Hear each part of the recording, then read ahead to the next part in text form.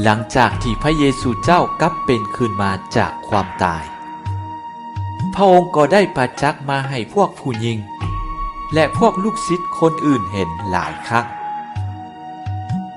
และวันนี้อยู่ริมฝั่งทะเลติเบเรียสก็เป็นครั้งที่3ที่พระเยซูเจ้าประจักษ์มาหาพวกเขาสิ่งที่น่าสังเกตก็คือ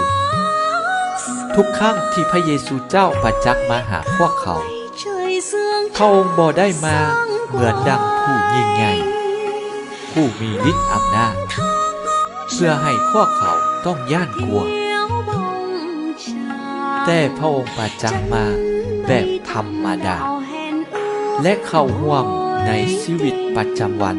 ของพวกลูกศิษย์พระองค์ร่วมแบ่งปันความทุกข์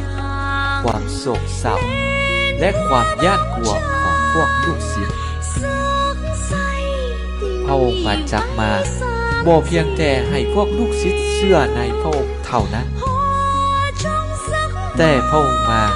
เพื่ออยู่เคียงข้างพวกเขาเพื่อร่วมใช้ชีวิตประจำวันกับพวกเขา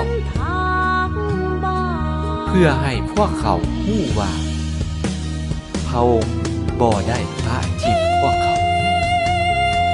แต่พระองค์อยู่กับพวกเขาตลอดไปจนถึงวันสุดท้ายธรรมล้ำลึกนอแอนก็คือธรรมล้ำลึกปัสสกาล้วนแต่เป็นธรรมล้ำลึกซึ่งพระเจ้าได้ลงมาเพื่อเป็นมนุษย์